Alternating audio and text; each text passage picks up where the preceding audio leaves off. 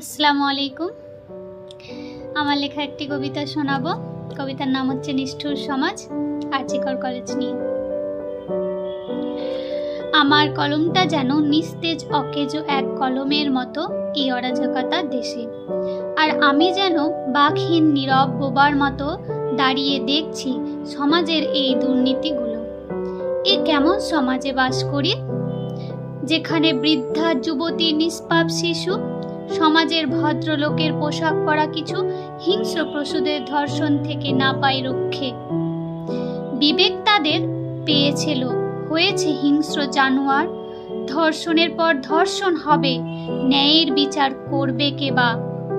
ধর্ষণ করেও পায় না সাজা, বুক ফুলিয়ে ঘুরছে তারা, অর্থ আর ক্ষমতার জোরে পেয়ে যায় ছাড়া।